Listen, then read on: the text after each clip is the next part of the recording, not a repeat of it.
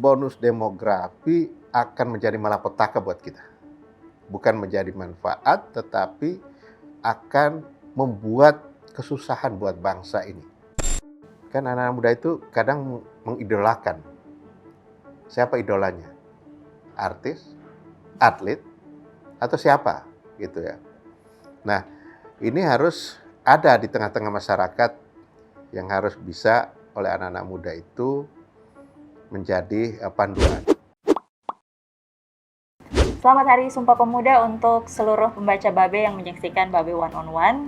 Di Babe One on One episode khusus Sumpah Pemuda, tentunya kita mengundang sosok siapa lagi kalau bukan Menteri Pemuda dan Olahraga Pak Zainuddin Amali. Halo Pak, apa kabar? Apa kabar, Jeh? Sehat? Sehat, baik. Bapak gimana Pak? Harus sehat dong. Tadi kami masuk ke kantor gitu, memang protokolnya sangat berbeda ya, sangat ketat dan cukup baik, bahkan saya bisa bilang sangat baik gitu, benar-benar diingatkan semua tim tadi diwajibkan untuk memakai masker. Tapi ini karena wawancara, jadi kita biar lebih bagus di kamera dan para pembaca Babe lebih bisa melihat wajah, jadi kita menggunakan face shield ya Pak ya. Aman. Jadi memang protokol di sini selama ini sudah diatur sedemikian ketat ya Pak selama masa pandemi? Ya, sekarang kan pandemi ini belum tahu kita kapan akan berakhir. Obatnya belum ada, kemudian juga vaksin masih diuji coba. Nah, satu-satunya cara adalah kedisiplinan kita menjalankan protokol kesehatan yang sudah diterapkan. Jadi, kalau masuk ke kantor ini, memang protokolnya ketat. Bahkan untuk terima tamu pun waktunya terbatas, orangnya, kan saya biasanya menerima audiensi dan lain sebagainya. Itu paling maksimal 3 orang dan 30 menit.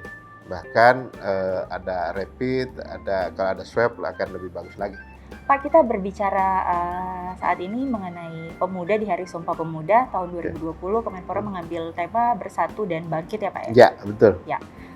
Sedikit Pak, karena kita ngomongin pemuda itu biasanya konteksnya sangat luas ya.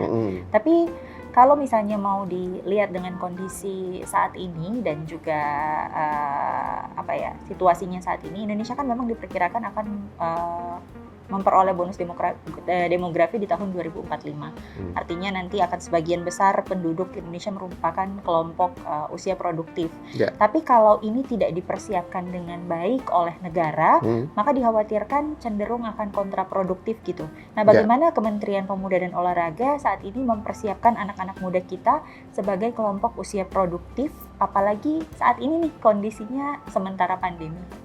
Kita di Indonesia mengalami satu ujian yang sangat berat, yakni pandemi COVID-19. Dan bukan hanya kita, tapi negara-negara yang lain juga mengalami itu. Nah, khususnya untuk para pemuda kita, ya, kita dorong untuk ayo kita bersatu untuk mempersiapkan ke depan. Begitu pandemi sudah selesai, maka kita harus bangkit kembali untuk recovery. Nah, apalagi kalau dikaitkan dengan bonus demografi yang nanti kita akan hadapi nanti, yang akan mengalami adalah para pemuda yang ada sekarang ini. Para pemuda kita sekarang, para mahasiswa kita sekarang, mereka akan berada pada saat bonus demografi itu sudah menjadi kenyataan. Usia produktif akan banyak. Nah, kita harus persiapkan dari sekarang.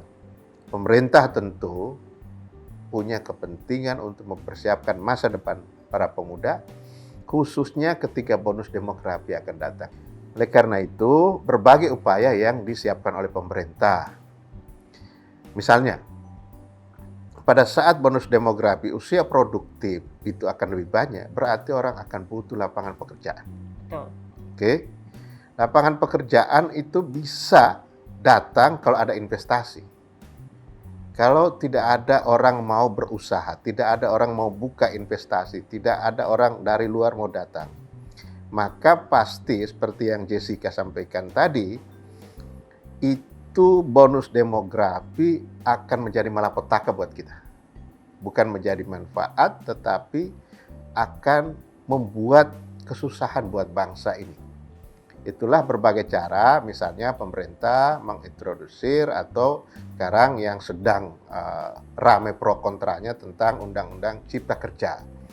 Itu adalah dalam rangka mengantisipasi bonus demografi supaya lapangan pekerjaan terbuka luas, anak-anak muda yang sekarang, yang mahasiswa sekarang juga mendapatkan pekerjaan yang layak ketika datang waktunya mereka harus sudah masuk di area lapangan pekerjaan. Dan kita sekarang ini sedang jalan dengan program kuliah kewirausahaan pemuda di berbagai perguruan tinggi yang bermitra dengan kita. Jadi jelas tujuan kita, anak-anak muda ini nanti apakah dia menjadi karyawan di perusahaan-perusahaan, di pemerintahan, nah kita siapkan dengan sebaik-baiknya, atau pilihan terbaiknya dia menjadi wirausahawan muda, maka juga kita siapkan melalui program kita itu. Jadi 92 tahun, semangat Sumpah Pemuda tetap masih sama dengan yang ada sekarang dengan yang 92 tahun yang lalu. Bersatu dan bangkit. Oke. Artinya ada upaya juga misalnya seperti tadi yang Bapak bilang mendorong agar semacam ada program kuliah kewirausahaan pemuda agar nanti mereka menjadi wirausaha dan juga membuka atau menambah lapangan-lapangan kerja ya Pak ya. Betul. Untuk membantu itu. Nah saya juga tertarik tadi Bapak sempat menyatakan di awal mengenai pandemi, kondisi pandemi. Pandemi ini bukan hanya menjadi tanggung jawab pemerintah saja, tapi melibatkan masyarakat dan juga anak muda gitu. Betul. Nah kalau dari sudut pandang Bapak sendiri dan Kementerian Pemuda dan Olahraga, sebenarnya kontribusi seperti apa yang seharusnya dilakukan oleh anak-anak muda sekarang Pak dalam menangani pandemi atau melihat pandemi ini? Oke, anak-anak muda atau para pemuda sekarang mereka sangat punya potensi yang besar untuk bisa bersama-sama masyarakat, bersama-sama pemerintah memutus mata rantai penyebaran virus COVID-19.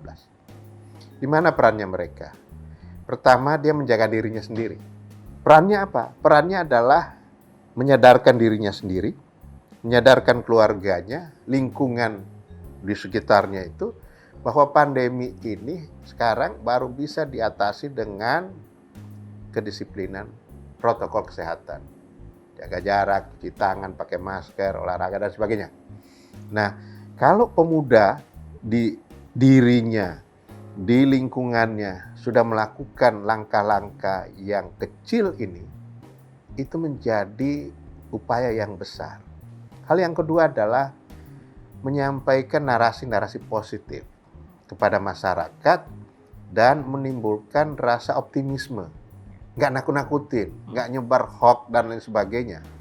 Artinya mendapatkan share informasi dari medsos dan dia lihat dulu, dia baca dulu, ini membuat orang jadi dan sumbernya nggak jelas dan lain sebagainya. Nah itu kan kebiasaan anak muda kan, dapat langsung kirim ke temannya. Tepat setahun menjabat sebagai Menteri Pemuda dan Olahraga. Ya.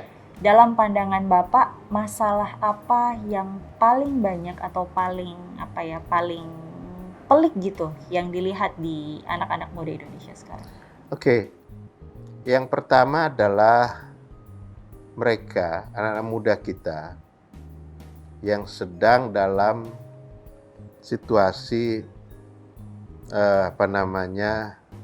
menonjolkan eksistensi dan lain sebagainya. Dia harus mendapatkan panduan yang jelas. Harus ada contoh, harus ada teladan. Kan anak-anak muda itu kadang mengidolakan. Siapa idolanya? Artis, atlet, atau siapa gitu ya. Nah, ini harus ada di tengah-tengah masyarakat yang harus bisa oleh anak-anak muda itu menjadi panduan. Nah, saya begitu masuk di Kementerian Pemuda dan Olahraga ini melihat suasana itu. Tentu kita tidak mungkin bisa menjangkau semua. Saya tidak bisa melakukan segala hal dengan sendiri atau Kemenpora dengan sendiri tanpa ada dukungan kementerian, lembaga, dan stakeholder lainnya. Maka kita melakukan program yang jelas dan tertuju serta fokus. Harus fokus. Kalau tidak, kita sekedar melakukan kegiatan, program, outcome-nya tidak jelas dan menyentuh atau tidak kepada anak-anak muda kita, kita nggak tahu. Nah itu yang saya lihat kalau seperti ini terus, maka kita setiap tahun hanya menghabiskan anggaran, menyerap anggaran, tetapi program yang kita luncurkan itu tidak bisa kita ukur apa manfaatnya. Itu yang saya lihat begitu saya masuk di Kementerian Pemuda Olahraga itu yang saya dapat. Kita masih akan ngobrol-ngobrol lagi, tidak hanya seputar pemuda, tapi yang kedua ini nanti kita akan ngobrol soal olahraga dan bagaimana Kementerian Pemuda dan Olahraga membangkitkan olahraga di masa sulit, apalagi di tengah pandemi. Di segmen 2, Pak. Ya.